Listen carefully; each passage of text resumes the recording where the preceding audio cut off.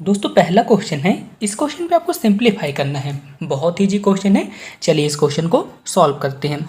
तो सबसे पहले अपन क्या करते हैं, इस क्वेश्चन को सॉल्व करते हैं। तो यहाँ पे अपन क्या लिख सकते हैं, यहाँ पे क्या लिखा है, √0.25 इंटू √2.25 यहाँ पे लिखा है और अपने को यहाँ पे सिंपलीफाई करना है। तो इसे कैसे सिंपलीफाई करेंगे दोस्तों, मैं आपको यहाँ पे बेसिक से बताऊंगा, तो बहुत ही ईजी है। तो चलिए एक बार इसे समझ लेते हैं। तो अपन क्या करते हैं, यहाँ से दशमलव हटा देते हैं। तो जब अपन यहाँ से दशमलव हटाएंगे तो यहाँ पे कितना आ जाएगा, 25/100 आ जाएगा ना, और यहाँ पे अंडर रूट तो लगा ही रहेगा।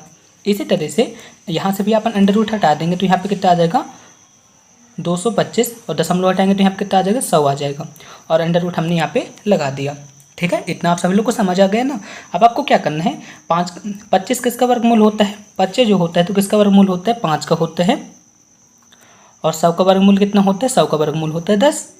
इसी तरह से यहाँ पे कितना आ जाएगा, 225 किसका वर्गमूल होता है, 15 को होता है, और 100 का वर्गमूल कितना आ जाएगा, 100 का वर्गमूल आ जाएगा 10। बस आंसर आ गया। अब आप इसे मल्टीप्लाई कर दीजिए, आंसर आ जाएगा। तो 15 × 5 कितना आ जाएगा, 15 × 5 बराबर 75 आ जाएगा, और बट्टे पे यहाँ पे कितना रहेगा, 100 रहेगा। तो आप 75 पे 100 का भाग देंगे तो यहाँ पे कितना आ जाएगा, 75 पे आप जब 100 का भाग देंगे तो यहाँ पे कितना आ जाएगा, 0.75 इसका करेक्ट आंसर रहेगा। कौन से ऑप्शन पे दिया है, ऑप्शन नंबर सी इसका यहाँ पे करेक्ट आंसर रहेगा। होपफुली आप सब लोग समझ गए होंगे।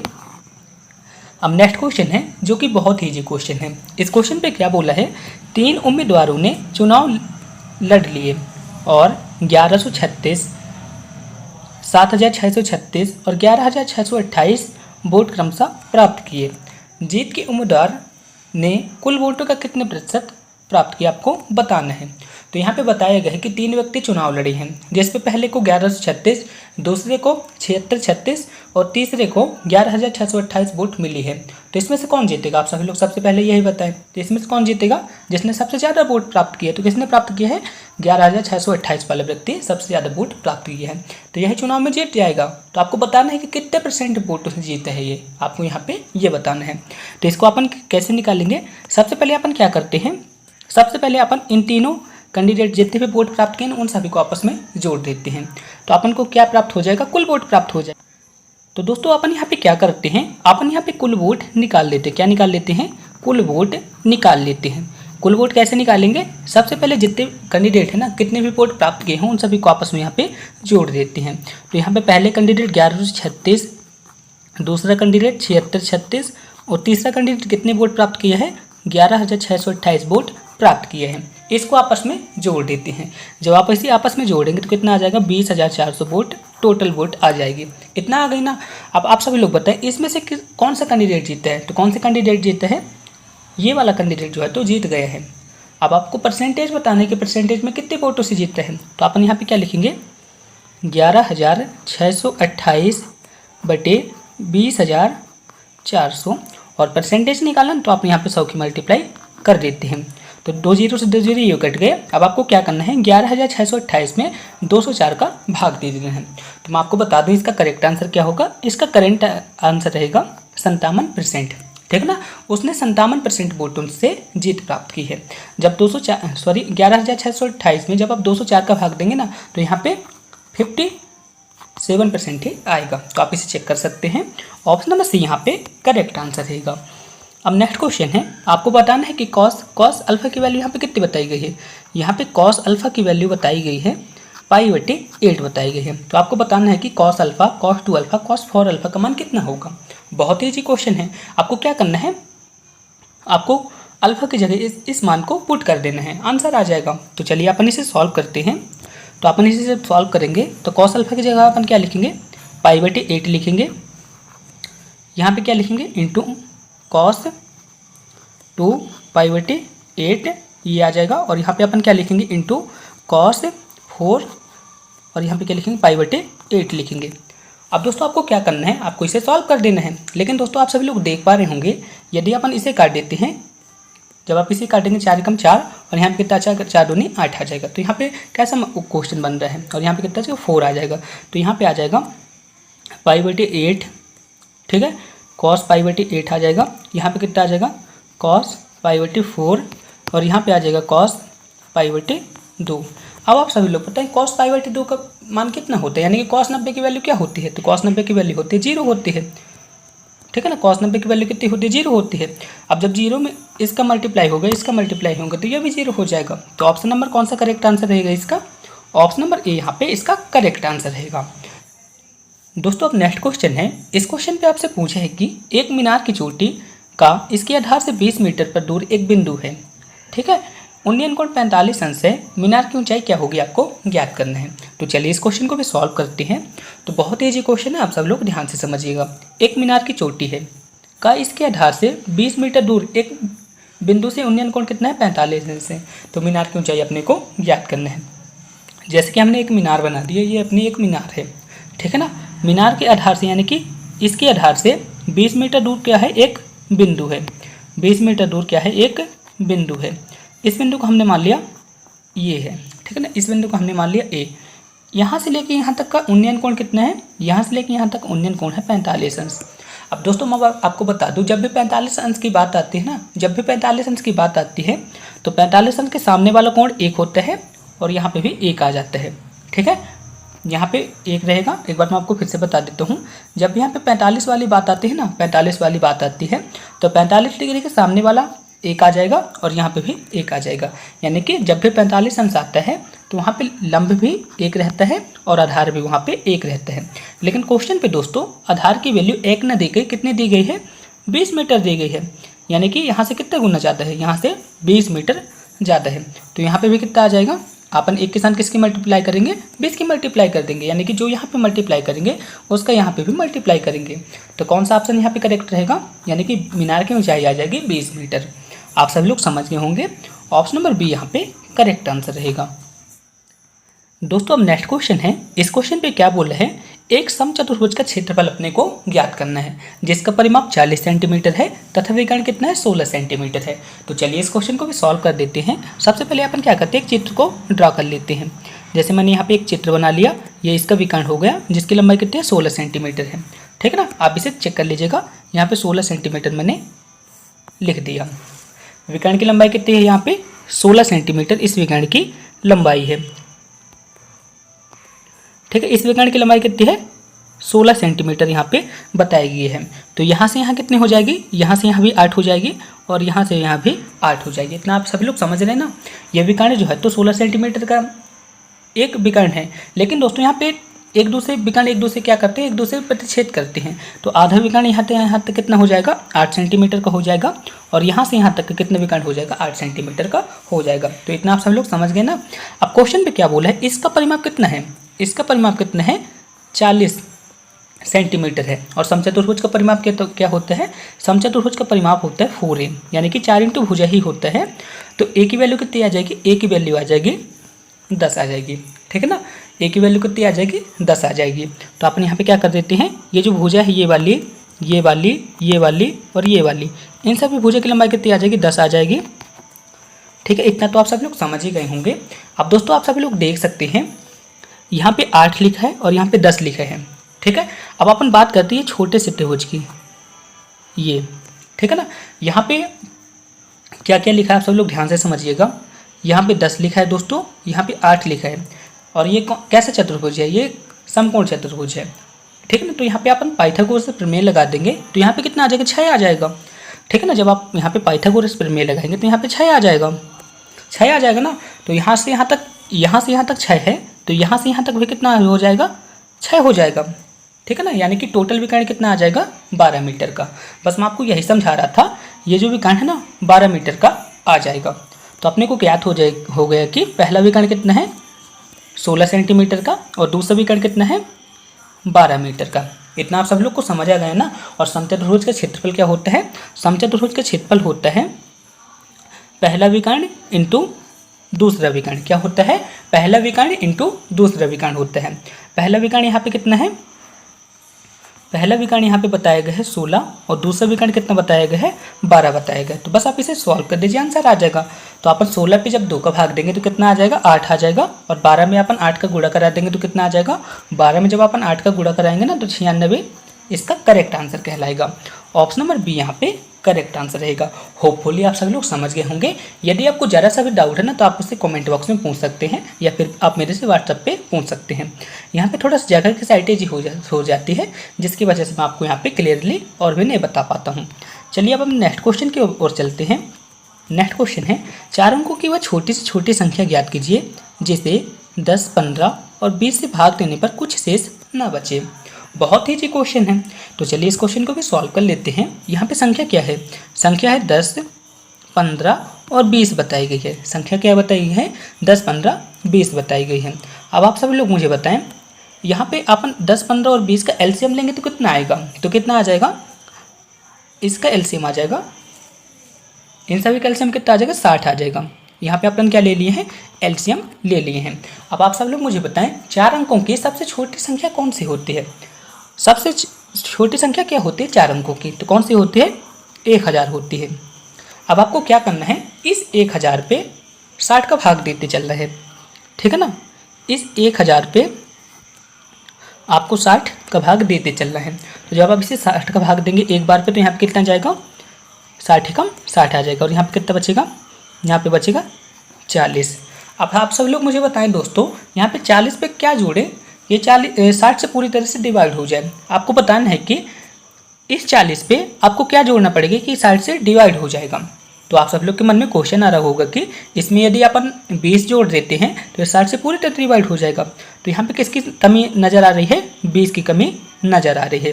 किसकी कमी दोस्तों नज़र आ रही है? 20 की कमी नज़र आ रही है। तो आपको क्या करना है? इस छोटी संख्या पे ना आपको क्या करना है? 20 को ऐड कर देना है, ठीक है ना। तो यहाँ पे कितना आ जाएगा? 1020 आ जाएगा। इतना आप सभी लोग समझ गए ना दोस्तों। बस यही सिंपली इस क्वेश्चन पे करना है। आपको यहाँ पे थोड़ा सा डाउट आ रहा होगा तो मैं आपको बता दूं, जैसे यहाँ पे 40 बचा ना तो अपन 40 पे क्या जोड़े कि वो पूरी तरह से 60 हो जाए, यानी कि पूरी तरह से 60 से डिवाइड हो जाए। तो आप बोलोगे कि इस पर 20 जोड़ दीजिए आप, तो पूरी तरह से डिवाइड हो जाएगा, ठीक है। तो आपको क्या करना है? यहाँ पे जो आप जोड़ेंगे ना या फिर आपको क्या करना है? 60 और 40 का आपको अंतर ले लेना है। 60 माइनस 40, 60 माइनस 40 आप करेंगे तो कितना आ जाएगा? 20 आ जाएगा। और इस 20 को यहाँ पे ऐड कर देंगे। बस इतना तक आपको करना है, आपका आंसर आ जाएगा। तो चलिए दोस्तों अब नेक्स्ट क्वेश्चन की ओर चलते हैं, लेकिन इसका राइट आंसर क्या रहेगा? Option number C. दोस्तों नेक्स्ट क्वेश्चन है, इस क्वेश्चन पे आपको आई का वर्गमूल ज्ञात करना है। तो चलिए दोस्तों इस क्वेश्चन को सॉल्व करते हैं। बहुत ईजी क्वेश्चन है और आपके एग्जाम पे पूछा जा सकता है। तो सबसे पहले अपन दोस्तों क्या करेंगे? आई स्क्वायर बराबर क्या होता है? तो आप सभी लोग को पता है कि आई स्क्वायर बराबर क्या होता है? -1 होता है। आप सभी लोग जानते भी हैं, ठीक है। तो आपको दोस्तों क्या करना है? आपको आई का वर्गमूल निकालना है। क्या करना है? आई का आपको वर्गमूल ज्ञात करना है। आपको क्या करना है? आई का वर्गमूल आपको ज्ञात करना है, ठीक है ना दोस्तों। तो आपको क्या करना पड़ेगा? आप सभी लोग जानते होंगे कि आई बराबर क्या होता है। तो आई बराबर होता है a प्लस आई बी होता है। तो आपको इसका क्या करना है? आपको इसका वर्गमूल निकालना है, यही करना है ना। तो आपको क्या करना है दोस्तों? आपको इसको दोनों पक्षों का वर्ग कर देना है। तो जब आप इसे दोनों पक्षों पे वर्ग करेंगे तो यहाँ तरफ क्या आ जाएगा? यहाँ तरफ आई आ जाएगा, यहाँ पर आ जाएगा a square plus I square B, और यहाँ पर कितना आ जाएगा? 2ab आ जाएगा, ठीक है ना। यहाँ पे कितना आ जाएगा? 2ab आ जाएगा। इतना आप सब लोग समझ गए ना। आई बराबर क्या होता है? आई बराबर होता है a प्लस आई बी होता है। आप सब लोग पढ़े भी होंगे। ए बराबर क्या होता है? a प्लस आई बी होता है, ठीक है ना। इसका अपन वर्गमूल निकालेंगे तो आप सब लोग यहाँ पे देखेंगे √i लिखा है और यहाँ पे लिखा a प्लस आई बी लिखा है। तो अपन क्या करेंगे? दोनों पक्षों में इसका वर्ग कर देंगे। अब दोस्तों आपको क्या करना है? आप सब लोग को यह पता होगा कि आई स्क्वायर बराबर क्या होता है? आई स्क्वायर बराबर होता है -1। या फिर आपको नहीं पता ना तो आपको यहाँ पे भी देख सकते हैं। यहाँ पे जब आई स्क्वायर करेंगे तो यहाँ पे -1 आएगा। तो इतना आप सब लोग को पता चल गया ना आई स्क्वायर बराबर क्या होता है? -1 होता है। तो बस आई स्क्वायर की जगह -1 आपको यहाँ पे पुट करना है। तो यहाँ पे आ जाएगा दोस्तों, यहाँ पे आ जाएगा आई बराबर a square minus B square plus 2ab। अब दोस्तों आपको क्या करना पड़ेगा? जिस पे आई है ना उसको अपन अलग कर लेंगे और जिस पे आई नहीं है उसको अपन अलग कर देंगे, यानी कि वास्तविक भाग को अलग करेंगे और अधिकल्पित भाग को यहाँ पे अलग करेंगे, ठीक है। तो यहाँ पे कितना आ जाएगा दोस्तों? यहाँ पे आ जाएगा a square minus B square बराबर 0, और यहाँ पे आ जाएगा दोस्तों 2abi बराबर आई आ जाएगा। तो जब आप इसे काटेंगे तो यहाँ पे कितना आ जाएगा? यहाँ पे आ जाएगा 1 आ जाएगा, ठीक ना, यानी कि 2ab बराबर 1 आ गया। इतना आप सब लोग को समझ आ गया ना। अब आपको क्या करना पड़ेगा? अपन यहाँ से a की वैल्यू को फाइंड करते हैं। तो a की वैल्यू को जब आप फाइंड करेंगे तो यहाँ पे कितना आ जाएगा? 2a आ जाएगा। इतना आ गया ना, यहाँ पे 2b आएगा, सॉरी यहाँ पे कितना आ जाएगा 2b आ जाएगा। ठीक है ना, a की वैल्यू कितनी आ गई, a की वैल्यू आ गई 1/2b आ गई। अब आपको क्या करना है दोस्तों, अब ये वाले समीकरण को सॉल्व करते हैं। तो यहाँ पे कितना आ जाएगा a² बराबर b², यहाँ पे a² बराबर b² आ गया। अब आपको क्या करना है, a² की जगह a की जगह आपको क्या करना है 1/2b पुट कर देना है। तो यहाँ पे कितना आ जाएगा 1/2b का होल स्क्वायर बराबर b²। ठीक है ना, इतना आप सभी लोग को समझ आ रहा है ना। तो दोस्तों आप जब 2b² का स्क्वायर करेंगे तो यहाँ पे कितना आ जाएगा, तो यहाँ पे आ जाएगा b² और यहाँ पे आ जाएगा 1/4b² आ जाएगा। तो यहाँ पे कितना आ जाएगा b4 और यहाँ पे कितना रहेगा, यहाँ पे आ जाएगा दोस्तों अपन b² का यहाँ पे 3 गुणा करेंगे तब यहाँ पे b4 आएगा और यहाँ पे कितना रहेगा 4 ही रहेगा। ठीक है, अपने को क्या फाइंड करना है, अपने को यहाँ पे b बस फाइंड करना है। तो आपको क्या करना पड़ेगा दोस्तों, यहाँ पे कितना आ जाएगा, यहाँ पे आ जाएगा 1/4 और यहाँ पे आ जाएगा 1/4।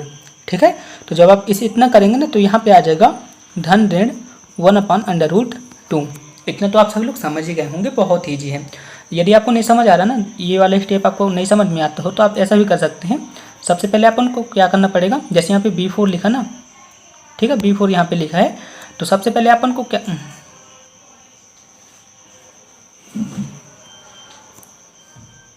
अब दोस्तों आपको क्या करना पड़ेगा, इसी तरह से a की वैल्यू को फाइंड करना पड़ेगा। तो इसी तरह से आप a की वैल्यू को फाइंड करेंगे, जैसे मैंने वहाँ पे a की वैल्यू को फाइंड किया था, अब आपको b करना पड़ेगा। उसी तरह से आप b का पक्षांतर वहाँ पे कर देंगे, तो उसकी जगह a की जगह आपको b का वैल्यू अब लिखना पड़ेगा।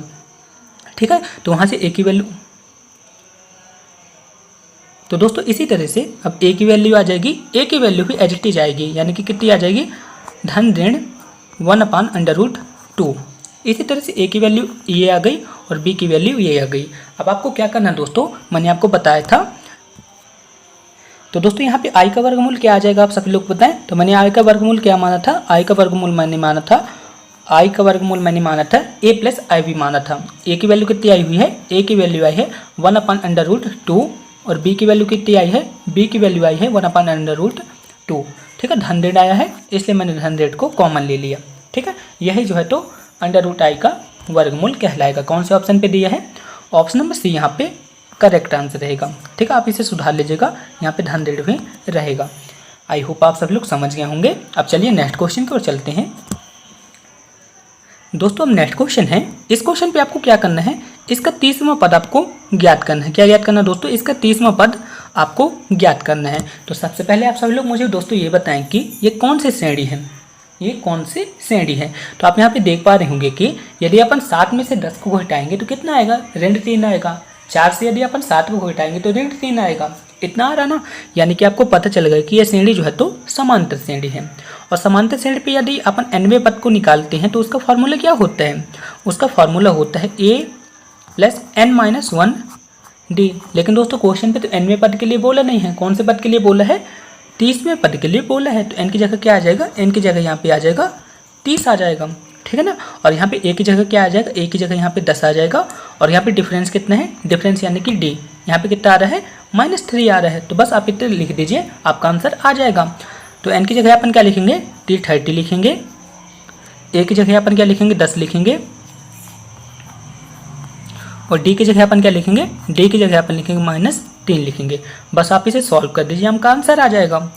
तो दोस्तों अपन इसे सॉल्व करते हैं तो यहाँ पे आ जाएगा 10 ऋण, यहाँ पे कितना आ जाएगा 29 × 3 आ जाएगा। ठीक है ना, इतना आ गया ना।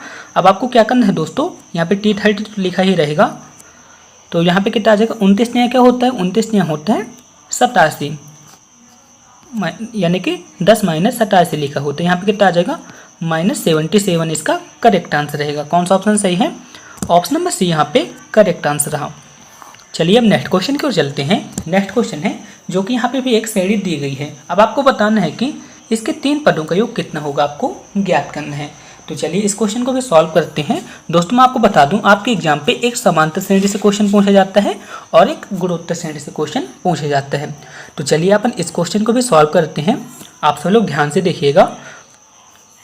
दोस्तों आप यहाँ पे देख पा रहे होंगे कि ये कौन सी श्रेणी है, गुणोत्तर श्रेणी है। गुणोत्तर श्रेणी पे जो सर्वानुपात होता है ना, गुणोत्तर श्रेणी पे जो सर्वानुपात होता है वो एक तरह से बराबर होता है। जैसे कि समांतर श्रेणी में सर्वांतर बराबर होता है, इसी तरह से गुणोत्तर श्रेणी पे सर्वानुपात बराबर होता है। ठीक है, दोनों एक ही रहते हैं। वहाँ पे आप घटा जोड़ के अपन चेक करते थे, यहाँ पे आपको क्या करना पड़ेगा, आपको यहाँ पे मल्टीप्लाई या फिर डिवाइड करके आपको चेक करना पड़ेगा। तो आप यहाँ पे देखेंगे जैसे 30 है ना, 30 में अपन यदि 10 का भाग देंगे तो यहाँ पे 3 आ रहा है। इसी तरह से यदि अपन 90 में 30 का भाग देंगे तो यहाँ पे कितना आ रहा है, 3 आ रहा है। यानी कि आपको भाग देके यहाँ पे चेक करना पड़ेगा। एक बार मैं आपको फिर से बता देता हूँ, गुणोत्तर श्रेणी पे सर्वानुपात यानी कि आर, वहाँ पे डिफरेंस चेक करते थे और यहाँ पे अपन सर्वानुपात जिसे अपन आर से डी नोट करते हैं, आपको यहाँ पे आर को चेक करना पड़ेगा। आर को कैसे चेक करेंगे, दूसरे पद में पहले पद को भाग देके। ठीक है, इससे आपको क्लियर हो जाएगा कि ये श्रेणी कौन सी है और आपको कौन से फॉर्मूले यूज करने हैं। तो अपने को ये क्लियर होगा कि ये श्रेणी जो है तो कौन सी श्रेणी है, गुणोत्तर श्रेणी है यानी कि जीपी है। तो यहाँ पे इसका प्रथम पद क्या होगा, तो प्रथम पद जो आगे लिखा रहता है ना वही उसका प्रथम पद कहलाता है। यानी कि ए की वैल्यू यहाँ पे कितनी है, ए की वैल्यू यहाँ पे आ गई 10 और आर की वैल्यू कितनी आ गई, यानी कि सर्वानुपात। सर्वानुपात यहाँ पे कितना आ रहा है, सर्वानुपात आ रहा है 3। मैंने आपको बताया था कैसे आ रहा है, यदि आप 30 में 10 का भाग देंगे तो 3 आएगा, यदि आप 270 में 90 का भाग देंगे तो 3 आएगा, या फिर 90 में आप 30 का भाग देंगे तो 3 ही आएगा। इतना आप सब लोग समझ गए ना। अब आपको क्वेश्चन पे क्या बोला, 3 पदों का योग अपने को ज्ञात करना है, यानी कि अपने को S3 अपने को ज्ञात करना है। तो आपको क्या करना पड़ेगा दोस्तों, इसके लिए एक फार्मूला होता है, फार्मूला मैं आपको लिख देता हूँ, आप सब लोग इसे नोट कर लीजिएगा, आपके एग्जाम पे पॉइंट ऑफ से बहुत ज़्यादा इंपॉर्टेंट है। तो यहाँ पे रहेगा SNA इंटू RN-1 बटे R-1 होता है। आप इस फॉर्मूले को नोट कर लीजिए, आपके एग्जाम पे इस टाइप के क्वेश्चन पूछे जाते हैं। तो इसी फॉर्मूले पे इन सभी वैल्यू को पुट कर देंगे आप, तो आपका आंसर आ जाएगा। तो दोस्तों अपन क्या करते हैं, इस फॉर्मूले पे A, R और N की वैल्यू को पुट कर देते हैं। तो यहाँ पे अपन क्या लिखेंगे, S3 बराबर A की वैल्यू कितनी है, 10 आई हुई है, ठीक है, इंटू R की वैल्यू यहाँ पे कितनी आई हुई है, 3 आई हुई है, N की वैल्यू कितनी है, 3 है, -1 बटे R यानी कि 3 - 1, इतना आ गया ना। बस आप इसे सॉल्व कर दीजिए, आपका आंसर आ जाएगा। तो अपन यहाँ पे क्या लिखेंगे, 10 इंटू 3 का घन कितना होता है, 3 का घन होता है 27। तो अपन यहाँ पे लिखेंगे 27 - 1, ठीक है। और अपन यहाँ पे क्या लिखेंगे, यहाँ पे लिखेंगे 3 - 1 यानी कि 2 आएगा यहाँ पे, इतना आ गया ना। और यहाँ पे S3 तो लिखा ही है, तो यहाँ पे लिखेंगे S3 बराबर 10 इंटू 26 बटे 2। तो 2 से अपन 26 को काट देंगे तो कितना आ जाएगा, 13 आ जाएगा। तो 10 और 13 का आपस में मल्टीप्लाई करेंगे तो कितना आ जाएगा, 130। कौन से ऑप्शन पे दिए हैं, ऑप्शन नंबर ए यहाँ पे करेक्ट आंसर रहेगा, सॉरी ऑप्शन नंबर बी यहाँ पे करेक्ट आंसर रहेगा। आई होप आप सभी लोग समझ गए होंगे। अब चलिए नेक्स्ट क्वेश्चन की ओर चलते हैं। दोस्तों नेक्स्ट क्वेश्चन है, क्वेश्चन पे क्या बोला है, आधे घंटे का 1 मिनट 10 सेकंड में कौन सा प्रतिशत अपने को ज्ञात करना है। तो चलिए इस क्वेश्चन को भी सॉल्व करते हैं। तो दोस्तों यहाँ पे कितने मिनट बोला है, 1 minute 10 second, 1 minute 10 second. 1 minute में कितने सेकंड होते हैं, 60 सेकंड होते हैं। तो अपन यहाँ पे लिखेंगे 60 प्लस 10 सेकंड, यानी कि कितना आ जाएगा दोस्तों, यहाँ पे टोटल 70 सेकंड आ जाएगा। कितने सेकंड आ गए, टोटल 70 सेकंड आ गए। अब क्वेश्चन पे क्या बोला है, आधे घंटे का 70 सेकंड का कौन सा प्रतिशत है। तो दोस्तों क्वेश्चन यहाँ पे क्या बनेगा, आधे घंटे का 70 सेकंड का कौन सा प्रतिशत है, यानी कि क्वेश्चन इस टाइप से बनना चाहिए, लेकिन दोस्तों क्वेश्चन घुमा के लिखा गया था इसलिए आपको प्रॉब्लम आती है। तो चलिए अपन यहाँ पे क्या लिखेंगे, अपन क्या लिखेंगे, 1 मिनट 10 सेकंड की जगह 70 सेकंड लिखेंगे। आधे घंटे का बोला ना, आधे घंटे में कितने मिनट होते हैं, 30 मिनट होते हैं। लेकिन दोस्तों अपन इसमें इसको क्या करेंगे, सेकंड में कन्वर्ट करेंगे। सेकंड में कन्वर्ट करने के लिए अपन क्या करेंगे, 60 का मल्टीप्लाई कर देंगे। और यहाँ पे अपने को क्या निकालना है, परसेंटेज निकालना है। तो परसेंटेज के लिए अपन क्या करते हैं, 100 की मल्टीप्लाई कर देते हैं, ठीक है ना, इतना आ गया ना। अब आप इसे सॉल्व कर दीजिए। तो 2 जीरो से 2 जीरो ये कट गए। अब दोस्तों यहाँ पे क्या बचेगा, यहाँ पे बचेगा 7 और यहाँ पे बचेगा 3 × 6 यानी कि 7 बटे 18 बचेगा। क्या बचेगा, 7 बटे 18 यहाँ पे बचेगा। कितना बचेगा, 7 बटे 18। तो जब आप 7 पे 18 का भाग देंगे तो कौन सा ऑप्शन यहाँ पे करेक्ट रहेगा, यहाँ पे ऑप्शन नंबर बी यहाँ पे करेक्ट रहेगा। यानी कि जब आप 7 पे 18 का भाग देंगे तो आ जाएगा 3.89% यहाँ पे करेक्ट आंसर रहेगा। आई होप आप सभी लोग समझ गए होंगे। दोस्तों अब नेक्स्ट क्वेश्चन है। नेक्स्ट क्वेश्चन पे क्या आपको ज्ञात करना है, लंबवत दूरी ज्ञात करना है। यहाँ पे बिंदु क्या बताए गए हैं, -32 से रेखा 3x + 4y - 16। दोस्तों यहाँ पे इक्वेशन क्या रहेगी, रेखा की इक्वेशन रहेगी 3x प्लस 4y बराबर -16 यहाँ पे लिखा हुआ है। गलती से यहाँ पे मिसप्रिंट हो गया है, यहाँ पे -16 रहेगा। क्या रहेगा? 3x प्लस 4y बराबर -16। तो अपन यहाँ पे क्या करेंगे, इसका पक्षांतर कर देंगे। तो जब आप इसका पक्षांतर करेंगे ना तो इस तरह से आ जाएगा 3x प्लस 4y प्लस 16 आ जाएगा। ठीक है ना, यहाँ पे माइनस लिखा है और यहाँ पे भी माइनस लिखा हुआ है, इसलिए अपन यहाँ पे पक्षांतर करें ना तो +16 पे यहाँ पे आ गया। ठीक है ना, इतना आप सब लोग समझ गए ना। अब अपने को क्या ज्ञात करना है, इसकी लंबवत दूरी ज्ञात करना है। तो आप सभी लोग को पता होगा दोस्तों, जब भी अपन लंबवत दूरी ज्ञात करते हैं ना तो जो x और y के साथ लिखा रहता है उसी का आपस में वर्ग हो जाता है। तो यहाँ पे x के साथ क्या लिखा है, 3 लिखा है, और y के साथ यहाँ पे क्या लिखा है, 4 लिखा है। इसका आपस में वर्ग हो जाएगा। ठीक है, तो इतना आप सभी लोग समझ गए ना। लेकिन दोस्तों आपको यहाँ पे एक बात और समझना पड़ेगा, यहाँ पे बिंदु भी दिए गए हैं। यहाँ पे बिंदु क्या बताई गई है, -3 और यहाँ पे 2 बताई गई है। इससे अपने को क्या पता चल रहा है कि यहाँ पे अपन x की जगह क्या लिखेंगे, x की जगह -3 लिखेंगे और y की जगह अपन क्या लिखेंगे, 2 लिखेंगे। ठीक है, तो आपको क्या करना पड़ेगा, x की जगह -3 और 2 की जगह y की जगह 2 को यहाँ पे पुट करना पड़ेगा। तो दोस्तों अपन यहाँ पे पुट कर रहे हैं तो यहाँ पे कितना आ जाएगा, 3 इंटू -3 और यहाँ पे आ जाएगा 4 इंटू 2 प्लस 16। ठीक है ना, इतना आ गया ना। अब आपको क्या करना है, 4 का स्क्वायर अपन करेंगे तो 16 आ जाएगा और 3 का स्क्वायर करेंगे तो 9 आ जाएगा। इतना आ गया ना, बस आप इसे सॉल्व कर दीजिए, आपका आंसर आ जाएगा। अब आप यहाँ पे लिखेंगे -9 प्लस 8 और यहाँ पे कितना रहेगा, 16 रहेगा और यहाँ पे 5 तो आ जाएगा। ठीक है ना, 25 आएगा, 25 का वर्गमूल आप जब करेंगे तो 5 आ जाएगा। अब आप इसे सॉल्व कीजिए तो यहाँ पे कितना आ जाएगा, तो जब आप इसे 9 से यदि आप 8 घटा देते हैं तो कितना आएगा, -1 आएगा। 9 से जब आप -9 से जब आप 8 घटा देंगे तो कितना आ जाएगा, -1। ठीक है, और -1 से जब आप 16 को जोड़ देंगे तो कितना आ जाएगा, यहाँ पे आ जाएगा 15 आ जाएगा और यहाँ पे 5 लिखा हुआ है तो यहाँ पे कितना आ जाएगा दोस्तों, 3 आ जाएगा। ठीक है ना, इतना आ गया ना। इस तरह से दोस्तों इसकी लंबवत दूरी कितनी आ गई, 3 आ गई। ऑप्शन नंबर यहाँ पे ए करेक्ट आंसर रहेगा। ठीक है ना, ऑप्शन नंबर ए यहाँ पे करेक्ट आंसर रहेगा। आई होप आप सभी लोग समझ गए होंगे। फिर भी आपको किसी भी तरह का डाउट हो ना तो आप मुझसे कमेंट बॉक्स में पूछ सकते हैं। लेकिन दोस्तों मैं आपको बता दूं, यहाँ पे क्वेश्चन -16 पे रहेगा और यहाँ पे भी -16 रहेगा, तभी दोस्तों इसका आंसर 3 आएगा। ठीक है, ऑप्शन नंबर ए यहाँ पे करेक्ट आंसर रहेगा। चलिए दोस्तों हम नेक्स्ट क्वेश्चन की ओर चलते हैं। नेक्स्ट क्वेश्चन है, y बराबर 0 पर रेखा y बराबर 0 पर बिंदुओं 3 - 5 एवं 4 7 को जोड़ने वाली रेखा किस अनुपात में विभाजित करती है। तो यहाँ पे क्या बताया गया है, y बराबर 0 बताया गया है। तो आपको क्या करना पड़ेगा दोस्तों, आप सभी लोग जानते होंगे m1 y2 plus m2 y1 plus m1 plus m2, ये वाले फॉर्मूले को तो आपने काफ़ी बार पढ़ा होगा, बस उसी का यहाँ पे सिंपली यूज होगा। तो आपको क्या करना पड़ेगा, y2 y1 की वैल्यू को यहाँ पे पुट करना पड़ेगा और अपने को क्या निकालना है, m1 प्लस m2 को अपने को निकालना है और y की वैल्यू यहाँ पे 0 बताई गई है। तो आपको क्या करना पड़ेगा, y2 और y1 की वैल्यू को पुट करना पड़ेगा। तो यहाँ पे y2 की वैल्यू कितनी आ जाएगी, y2 की वैल्यू आ जाएगी -5 और y1 की वैल्यू कितनी आ जाएगी, y1 की वैल्यू आ गई 7। बस आप इसे रख दीजिए, आपका आंसर आ जाएगा। तो अपन इसे रख रहे हैं तो यहाँ पे कितना आ जाएगा, m1 y2 कितना है, y2 यहाँ पे 7 है। ठीक है ना, और यहाँ पे कितना रहेगा m2 प्लस और यहाँ पे कितना था, -5 था। ठीक, मैंने यहाँ पे कोष्टक पे कर लिया और यहाँ पे m1 है और यहाँ पे कितना है, m2 है और यहाँ पे तो 0 है ही। अब आप इसे तिर्यक गुणा करा देंगे तो जब आप इसके साथ एक गुणा होगा तो 0 आ जाएगा। तो यहाँ पे कितना बचेगा, 7m1 -5m2 बराबर 0। इतना आ गया ना।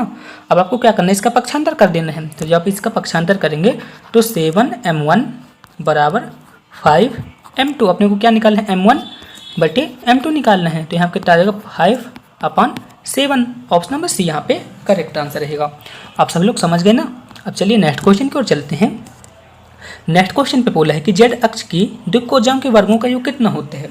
जेड अक्ष की द्विकोजाओं के वर्गों का योग कितना होता है। तो दोस्तों मैं आपको बता दूं, जेड अक्ष की द्विकोजा कितनी होती हैं। जेड अक्ष की द्विकोजा होती हैं 0 0 1 होती है। इसका आपको वर्ग करना है और आपको इसको जोड़ देना है। तो जब आप 0 का वर्ग करेंगे तो 0 आएगा, 0 का वर्ग करेंगे तो 0 आएगा और 1 का वर्ग करेंगे तो 1 आएगा और 1 के साथ किसी को भी जोड़ते हैं तो 1 ही आता है। तो ऑप्शन नंबर बी यहाँ पे करेक्ट आंसर रहेगा। दोस्तों अब नेक्स्ट क्वेश्चन है, इस क्वेश्चन पे आपको cot x का अवकलन ज्ञात करना है। बहुत ही इजी क्वेश्चन है, तो चलिए इस क्वेश्चन को भी सॉल्व कर देते हैं। तो cot x का अवकलन क्या होगा आप सभी लोग बताएं। इसके लिए मैं आपको 2 सेकंड की टाइमिंग देता हूं। तो इसका राइट आंसर क्या रहेगा, cot x का अवकलन होता है हमेशा माइनस कॉसिक स्क्वायर x होता है।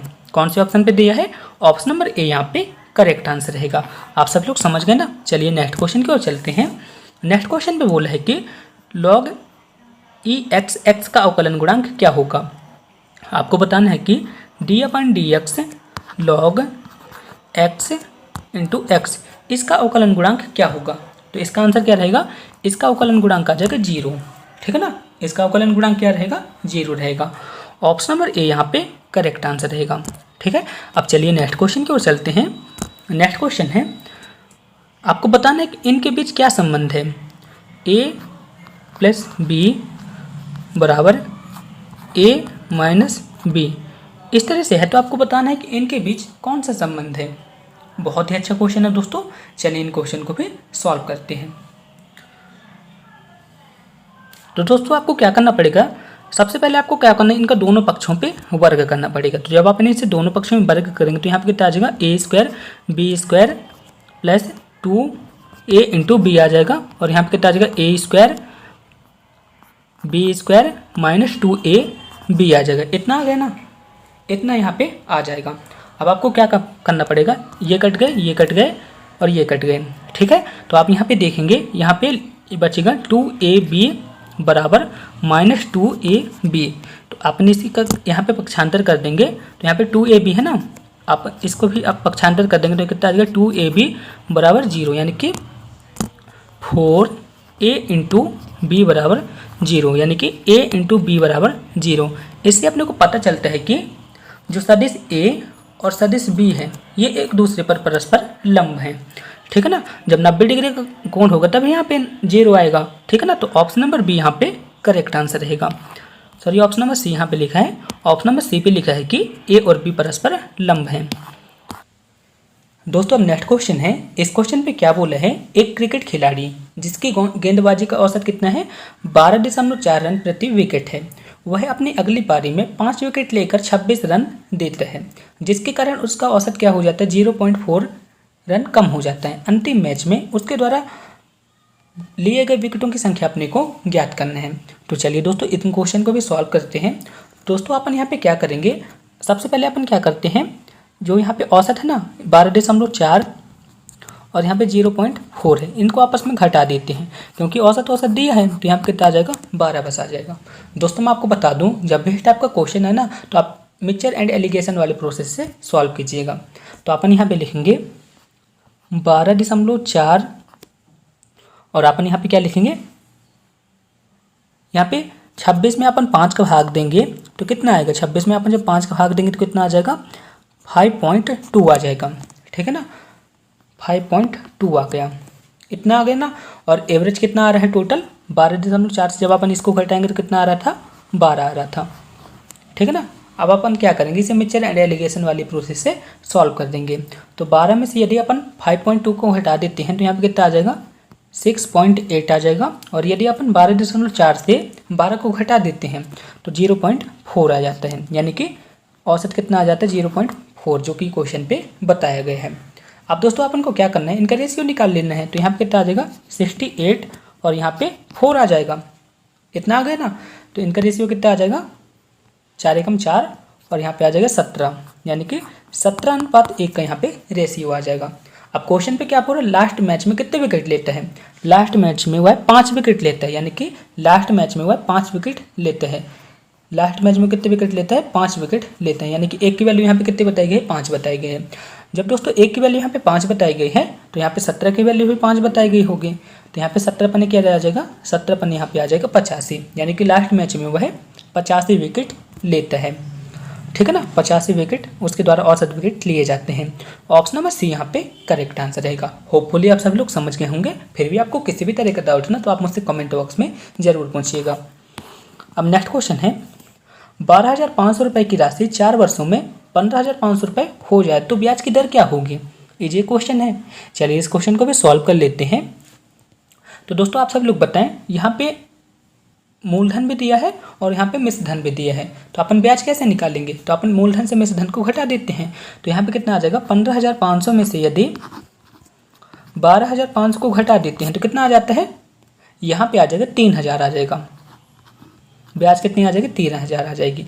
और दर बराबर क्या होता है, दर बराबर होता है ब्याज इंटू 100 बटे मूलधन इंटू समय होता है। क्या होता है, दर बराबर ब्याज इंटू 100 बटे मूलधन इंटू समय होता है। ब्याज कितने आ गए हैं, 3,000 आ गए हैं, इंटू अपन 100 करेंगे।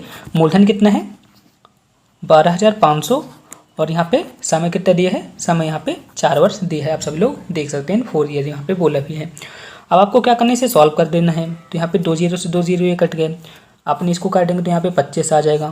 25 से कम 25 और 25 पंचे 125, 5 से कम 5, 5 छक्का 30। इस तरह से दोस्तों यहाँ पे ब्याज कितनी आ गई, यहाँ पे ब्याज की दर आ गई 6%। ठीक है ना, ऑप्शन नंबर ए यहाँ पे करेक्ट आंसर रहेगा। अब चलिए नेक्स्ट क्वेश्चन की ओर चलते हैं। नेक्स्ट क्वेश्चन है, आपको बताना है कि दी गई श्रृंखला का अगला पद क्या होगा। बहुत ही अच्छा क्वेश्चन है दोस्तों। तो चलिए इस क्वेश्चन को भी सॉल्व करते हैं। तो दोस्तों आप यहाँ पे देख पा रहे होंगे, यहाँ पे लिखा है 9, 19, 39, 79 और यहाँ पे लिखा है 159 लिखा हुआ है। तो आप यहाँ पे देख पा रहे होंगे, यदि अपन 9 पे 10 को जोड़ देते हैं तो कितना आ जाता है, 19 आ जाता है।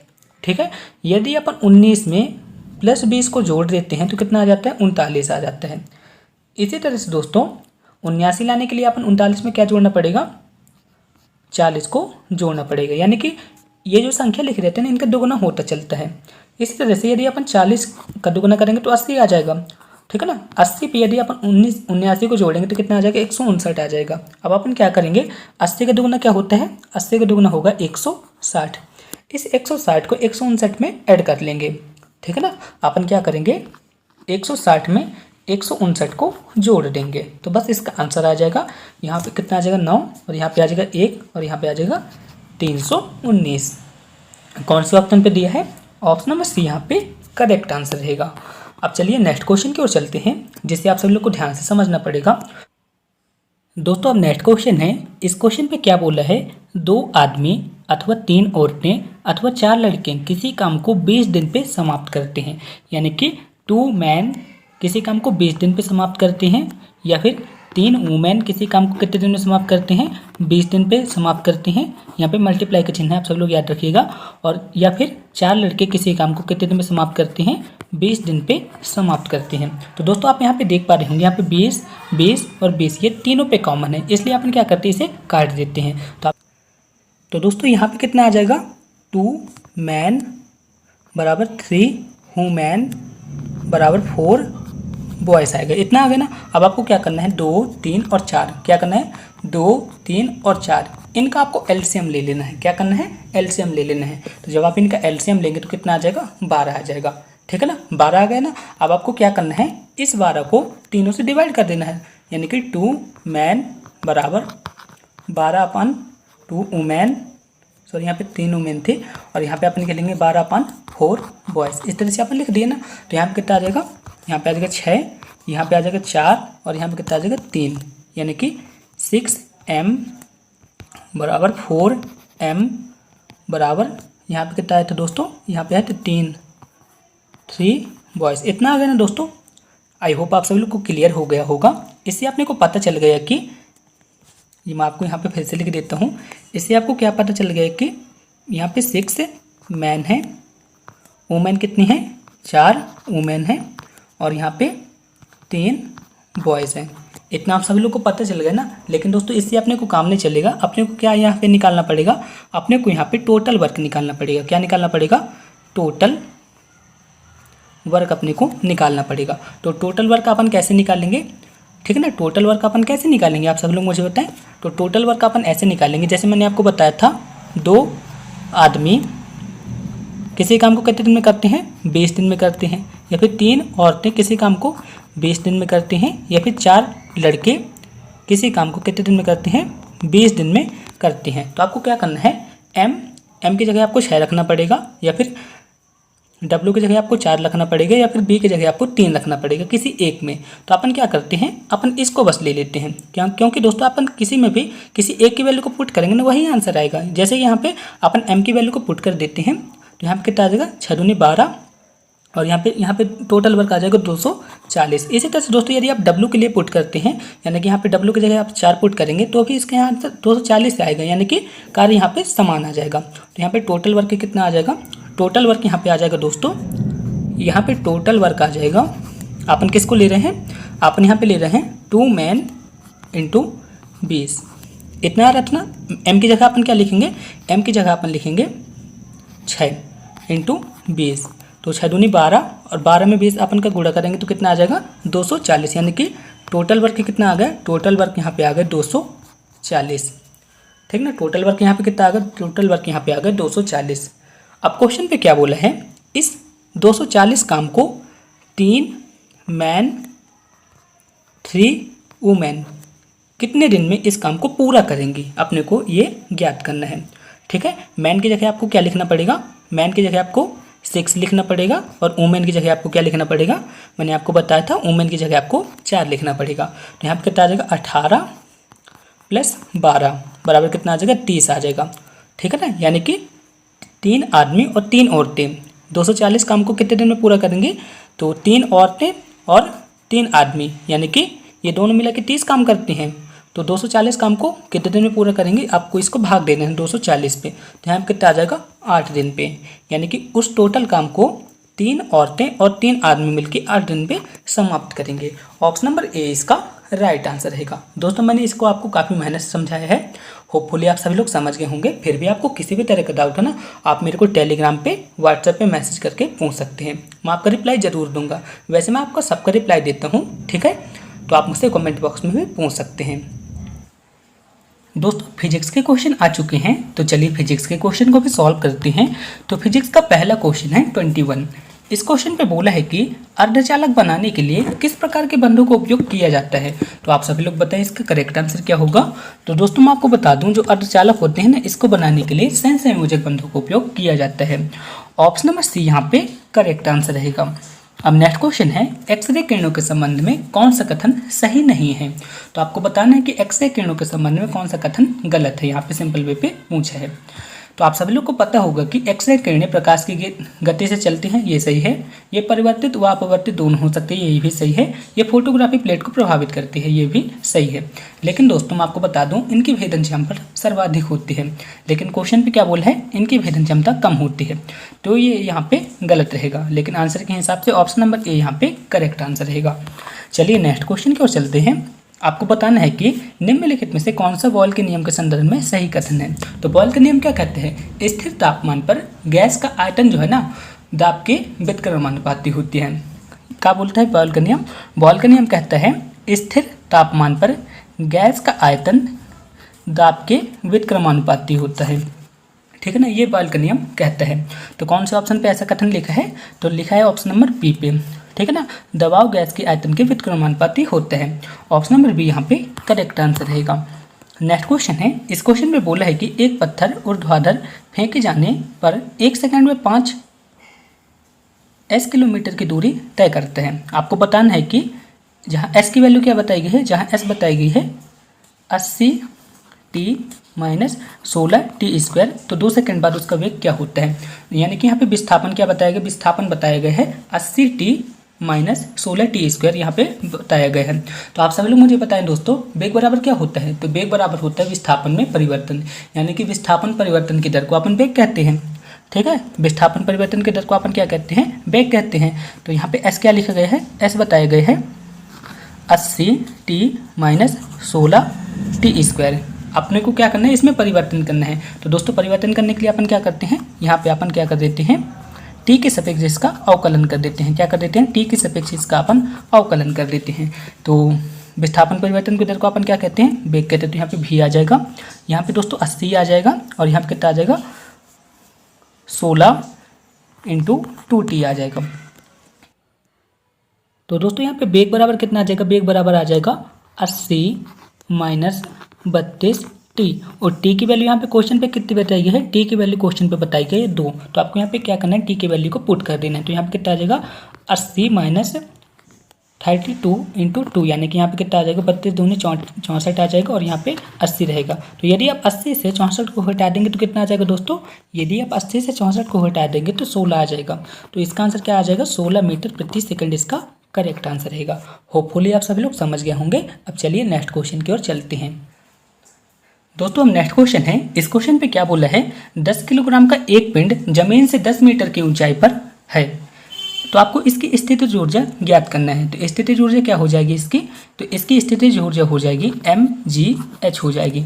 तो m यानी कि मास कितना है यहाँ पे 10 किलोग्राम है, g की वैल्यू कितनी होती है, g की वैल्यू हो जाएगी 9.8, और h की वैल्यू कितनी बताई गई क्वेश्चन पे 10 मीटर बताई गई है। कितनी बताई गई है, 10 मीटर बताई गई है। तो यहाँ पे इसका आंसर कितना आ जाएगा, तो यहाँ पे इसका आंसर आ जाएगा, तो दोस्तों अपन इसे सॉल्व कर देते हैं। तो यहाँ पे दशमलव अपन हटा देंगे तो यहाँ पे कितना आ जाएगा, तो दोस्तों यहाँ पे आ जाएगा 10 इंटू 98, और यहाँ पे आ जाएगा 10, दशमलव हमने हटाया ना तो यहाँ पे 10 आ जाएगा। तो 10 से 10 ये कट गया, तो यहाँ पे कितना आ जाएगा 980 जूल, यानी कि इसकी स्थितिज ऊर्जा कितनी आ जाएगी 980 जूल। ऑप्शन नंबर बी यहाँ पे करेक्ट आंसर रहेगा। अब चलिए नेक्स्ट क्वेश्चन की ओर चलते हैं। यदि चंद्रमा पर बम विस्फोट होता है तो उसकी आवाज़ पृथ्वी पर कितने समय बाद सुनाई देगी। तो दोस्तों मैं आपको बता दूं, चंद्रमा पर वायुमंडल नहीं है ना, इसलिए उसकी आवाज़ सुनाई ही नहीं देगी। तो इसका आंसर क्या रहेगा, option number D. Next question है, सूर्य की ऊर्जा उत्पन्न होती है। तो आप सभी लोग को पता होगा कि जो सूर्य होता है ना उसमें ऊर्जा कैसे उत्पन्न होती है, नाभिकीय संलयन विधि द्वारा उत्पन्न होती है। ठीक है, ऑप्शन नंबर ए यहाँ पे करेक्ट आंसर रहेगा। नेक्स्ट क्वेश्चन है, दो समांतर दर्पणों के बीच कितने प्रतिबिंब देखे जा सकते हैं। क्वेश्चन पे क्या बोला है, दो समांतर दर्पण के बीच कितने प्रतिबिंब देखे जाते हैं। तो दोस्तों मैं आपको बता दूं, यहाँ पे अनंत प्रतिबिंब को देखा जा सकता है। ठीक है, अब नेक्स्ट क्वेश्चन है, थर्मोकपल किसके द्वारा बनाए जाते हैं। तो थर्मोकपल किसके द्वारा बनाए जाते हैं, दो सदस्य अधातुओं द्वारा बनाए जाते हैं। किसके द्वारा बनाए जाते हैं, दो सदस्य अधातुओं द्वारा बनाए जाते हैं। ऑप्शन नंबर सी यहाँ पे करेक्ट आंसर रहा। नेक्स्ट क्वेश्चन है, निम्नलिखित में से कौन सा गैसीय मिश्रण समुद्र के अंदर गोताखोरों द्वारा उपयोग किया जाता है। तो जो गोताखोर होते हैं किसको उपयोग करते हैं, ऑक्सीजन को उपयोग करते हैं और हीलियम को उपयोग किया करते हैं। तो ऑप्शन नंबर ए यहाँ पे करेक्ट आंसर रहेगा। नेक्स्ट क्वेश्चन है, जर्मन सिल्वर में निम्नलिखित में से कौन सी धातु नहीं पाई जाती है। तो दोस्तों मैं आपको बता दूं, जर्मन सिल्वर पे सिर्फ सिल्वर नहीं पाई जाती, बाकी सभी धातु पाई जाती हैं। जैसे कॉपर पाई जाती है, जिंक पाई जाती है और निकेल पाई जाती है। ठीक है ना, तो मैं आपको बता दूं यहाँ पे जर्मन सिल्वर पे सिल्वर नहीं पाई जाती है। तो ऑप्शन नंबर ए यहाँ पे करेक्ट आंसर रहेगा।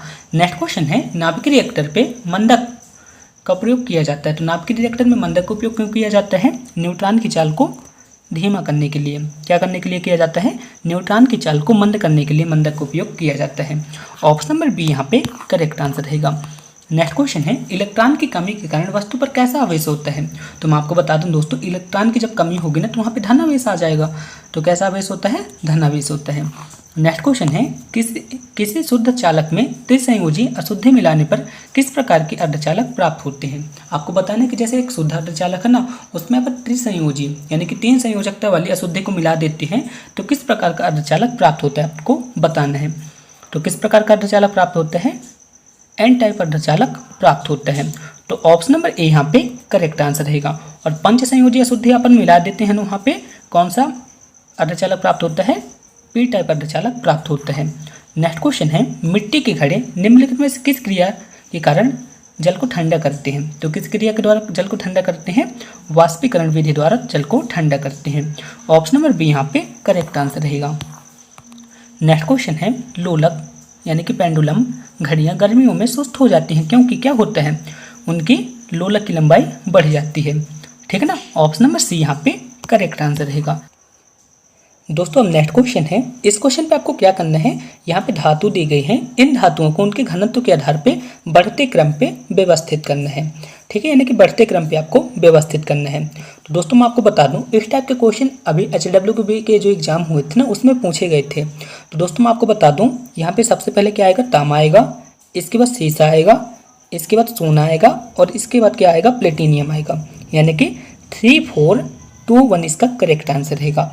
अब नेक्स्ट क्वेश्चन है, पृथ्वी के पृष्ठ से पलायन वेग कमान कितना है, यानी कि पृथ्वी पर पलायन वेग कमान कितना होता है, सिंपल से पूछा है। तो कितना होता है, 11.2 किलोमीटर प्रति सेकंड होता है। नेक्स्ट क्वेश्चन है, एक मोटर जिसका द्रव्यमान कितना है 500 किलोग्राम है, 15 मीटर प्रति सेकंड वेग से गतिशील है। ब्रेक लगाने के बाद उसकी गति कितनी हो जाती है, 5 मीटर प्रति सेकंड हो जाती है। ब्रेक द्वारा उत्पन्न प्रतिरोध बल का मान कितना होगा, अपने को ज्ञात करना है। तो दोस्तों यहाँ पे दो फॉर्मूले लगेंगे। फॉर्मूले कौन कौन से लगेंगे मैं आपको बता दूं। v बराबर क्या होता है, v बराबर होता है u धन at होता है। तो यहाँ से अपने को क्या ज्ञात करना पड़ेगा, यहाँ से अपने को a की वैल्यू को फाइंड करना पड़ेगा, ठीक है ना। क्योंकि दोस्तों यहाँ पे टाइम भी दिया गया है और यहाँ पे प्रारंभिक वेग भी दिया गया है और अंतिम वेग भी दिया गया है। यानी कि अपने को यहाँ से क्या पता करना पड़ेगा, त्वरण को बस पता करना पड़ेगा। तो यहाँ पे कितना आ जाएगा, इसे अपन व्यवस्थित करेंगे तो यहाँ पे आ जाएगा v माइनस यू, ठीक है ना। यहाँ पे v यहाँ पे लिखा है, u को अपन पक्षांतर कर देंगे v माइनस यू और यहाँ पे कितना आ जाएगा, t आ जाएगा। अब यहाँ पे अंतिम वेग कितना है 15 किलोमीटर प्रति सेकंड, प्रारंभिक वेग कितना था 5 था और यहाँ पे समय कितना बताया गया है, समय बताया गया है 5 सेकंड। तो यहाँ पे कितना आ जाएगा 5 आ जाएगा। तो अब जब आप इसे सॉल्व करेंगे तो कितना आ जाएगा 10/5। तो 10 में यदि अपन 5 का भाग देंगे तो कितना आ जाएगा 2 आ जाएगी। यानी कि a की वैल्यू कितनी आ गई 2, a की वैल्यू कितनी आ गई 2 आ गई। अब क्वेश्चन पे क्या बोला, प्रतिरोध बल, बल बराबर क्या होता है F बराबर ma होता है। F बराबर क्या होता है ma होता है। m की वैल्यू क्वेश्चन पे कितनी बताई गई है 500 बताई गई है और a की वैल्यू कितनी अभी हमने ज्ञात की है 2 ज्ञात की है। तो यहाँ पे F बराबर क्या आ जाएगा, F बराबर यहाँ पे आ जाएगा 1000 न्यूटन। कौन से ऑप्शन पे है, ऑप्शन नंबर बी यहाँ पे करेक्ट आंसर रहेगा। नेक्स्ट क्वेश्चन है, कौन सी धातु अपने ही ऑक्साइड से रक्षित होती है। तो कौन सी धातु अपनी ही ऑक्साइड से रक्षित होती है, एल्यूमिनियम। ऑप्शन नंबर डी यहाँ पे करेक्ट आंसर रहेगा। नेक्स्ट क्वेश्चन है, कुएं की लाल दवा के नाम से कौन सी दवा प्रयुक्त की जाती है। तो कौन सी दवा प्रयुक्त की जाती है, KMnO4 दवा प्रयुक्त की जाती है। आपको याद रखना है कि जो कुएं की लाल दवा जैसे अपने बोलचाल पे प्रयुक्त करते हैं उस दवा को अपन क्या बोलते हैं, KMnO4 क्या बोलते हैं, पोटेशियम परमैंगनेट अपन उसे बोलते हैं, ठीक ना। इसे अपन कुएं की दवा के नाम से भी जानते हैं। नेक्स्ट क्वेश्चन है, दोस्तों अब केमिस्ट्री के क्वेश्चन चल रहे हैं तो आप सब लोग को ध्यान से समझना है। नेक्स्ट क्वेश्चन है, निम्न में से कौन सा अणु अनुचुंबकीय है। आपको बताना है कि निम्नलिखित में से कौन सा अणु अनुचुंबकीय है। तो कौन सा अणु अनुचुंबकीय है, ऑक्सीजन का अणु जो है तो अनुचुंबकीय है, ठीक है ना। ऑप्शन नंबर सी यहाँ पे करेक्ट आंसर रहेगा। नेक्स्ट क्वेश्चन है, ऑक्सीकरण क्रिया में क्या होता है। ऑक्सीकरण क्रिया में क्या होता है, तो दोस्तों मैं आपको बता दूं, ऑक्सीकरण क्रिया में इलेक्ट्रॉन का त्याग होता है। क्या होता है, ऑक्सीकरण अभिक्रिया में इलेक्ट्रॉन का त्याग होता है। दोस्तों मैं आपको बता दूं, NPCIL रावतबाटा साइट में जो एग्जाम हुआ था 2019 पे, उसमें ये वाला क्वेश्चन पूछा गया था।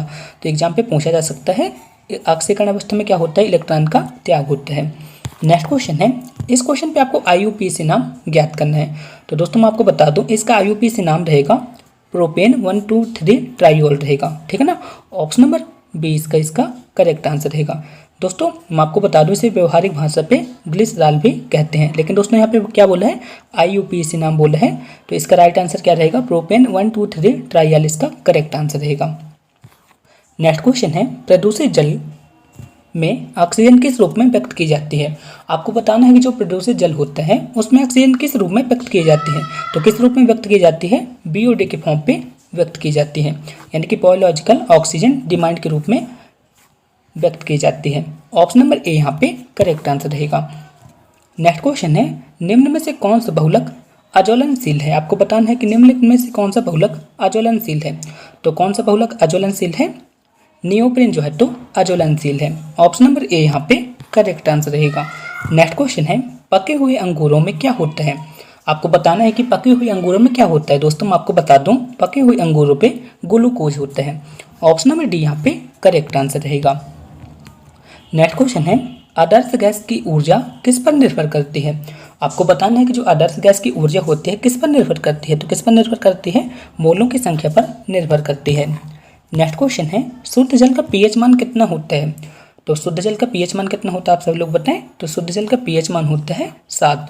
ऑप्शन नंबर सी यहाँ पे करेक्ट आंसर रहेगा। नेक्स्ट क्वेश्चन है, खाद्य पदार्थ को सड़ने से बचने वाले पदार्थ को क्या कहा जाता है। तो बताइए इस क्वेश्चन का राइट आंसर क्या होगा। तो दोस्तों मैं आपको बता दूं, खाद्य पदार्थ को सड़ने से बचने वाले पदार्थ को परिरक्षक कहा जाता है। क्या कहा जाता है, परिरक्षक कहा जाता है। ऑप्शन नंबर ए यहाँ पे करेक्ट आंसर रहेगा। आई होप आप सब लोग समझ गए होंगे। दोस्तों आपको किसी भी तरह का डाउट है ना तो आप मुझसे कमेंट बॉक्स में पूछ सकते हैं, मैं आपको रिप्लाई जरूर दूंगा।